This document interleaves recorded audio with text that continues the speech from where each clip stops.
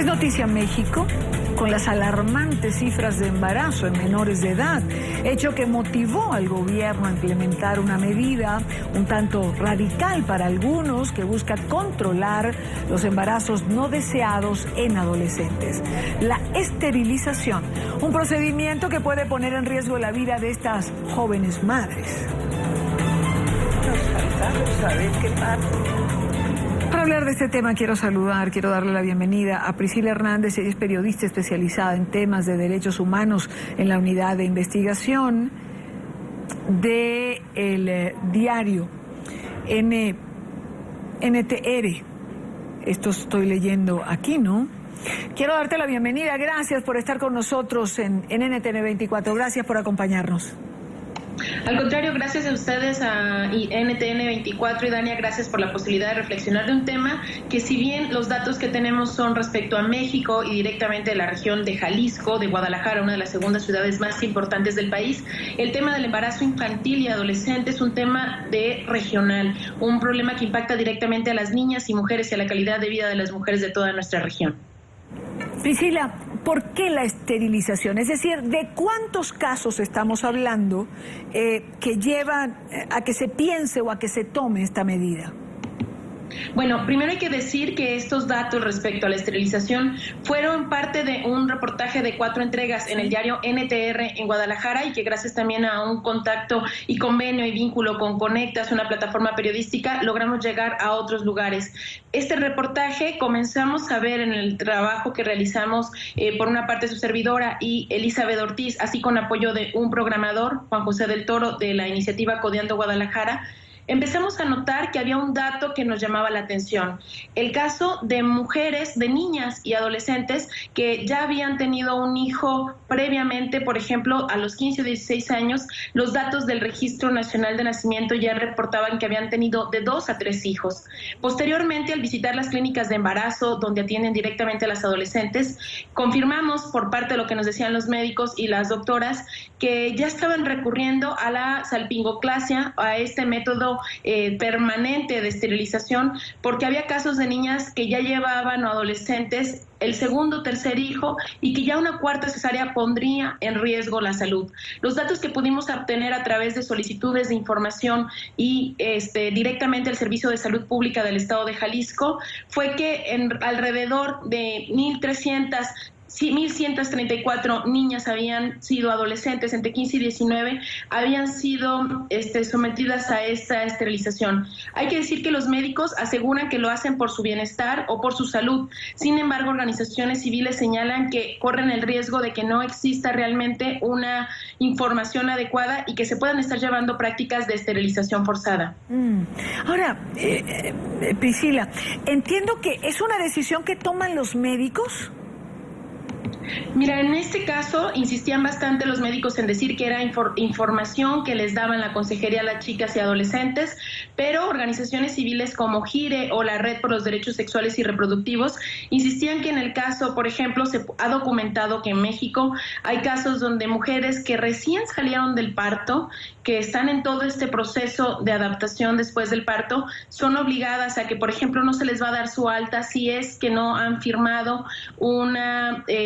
a dar una carta de aceptación para que se les someta a la salpingo.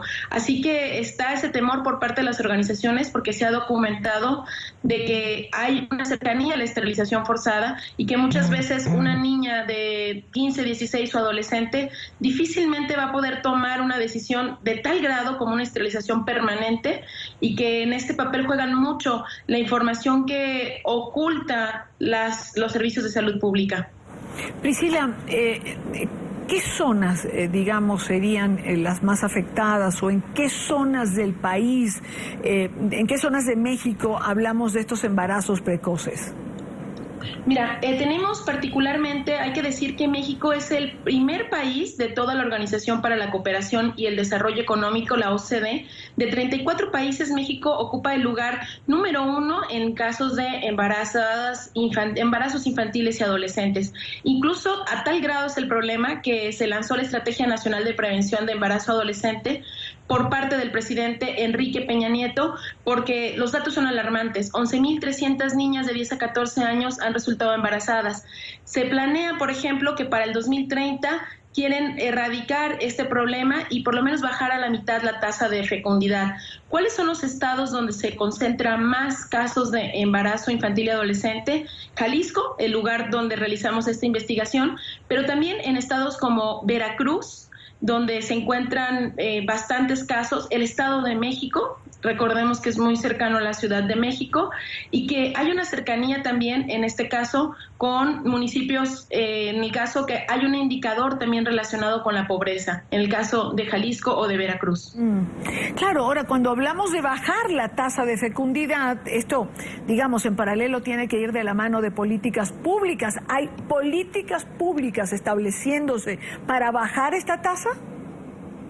Un punto clave en todo este tema es visibilizar el asunto de la violencia. Las niñas y adolescentes embarazadas, según lo pudimos confirmar a través de las historias, las entrevistas y los documentos, es que hay casos donde la niña está embarazada de personas que tienen, le triplica la edad o la cuadriplica, solo 6, en el caso de 6 de cada 10 niñas, su pareja, si la podríamos llamar así, es mayor. Se ha confirmado que hay un índice directo y una relación directa con la violencia, en la que muchas veces no podemos hablar de sexo consensuado, sino que víctimas de violación, y que en todo caso esterilización las estaría poniendo todavía en mayor invisibilidad. ¿Cuáles son las políticas públicas, como tú bien planteas? La ENAPEA, esta estrategia nacional para prevenir el embarazo adolescente, señala que desde diferentes niveles se deben realizar cambios. Uno de ellos es el tema educativo, otro el tema de acceso a servicios educativos y servicios médicos amigables para que las adolescentes y los adolescentes no tengan temor a ir, por ejemplo, por un condón porque no van acompañados por el papá o porque no están casados. Otro punto importante es que las mujeres puedan acceder a la norma 046, una norma que permite que en el caso de abuso sexual y resultar embarazada pueda interrumpirse legalmente el embarazo, que ya está vigente, que México ya la tiene presente, pero que lamentablemente esta legislación no se está llevando a cabo como se debe por los prejuicios, ideologías y el tema religioso que está de por medio, que impide que estas niñas que fueron violadas, por ejemplo, en muchos de los casos, no accedan con la interrupción y por lo tanto prolonguen y tengan el embarazo, lo que para organizaciones civiles se convierte en un acto de tortura y trato cruel. Ahora, Priscila, si volvemos al caso de la esterilización y hablamos de alguna condición particular para ello, es decir, un embarazo precoz porque fue consensuado o un embarazo precoz porque fue producto de una violación. Es decir, ¿prima alguna calificación? Acabas de hacer una de las preguntas claves. Lo que pudimos notar al hablar con los doctores, con las doctoras, en diferentes áreas del aspecto médico, es que la mayoría, cuando le preguntábamos cómo es posible que una niña de 10, 11 años está embarazada, la mayoría de las doctoras reconocían que en ese caso era violación y que había varios indicadores para ubicar que no había sido, por ejemplo, una relación sexual entre adolescentes, entre pares, con un compañero de la escuela, sino que había indicios de tener ese punto de que había abuso sexual.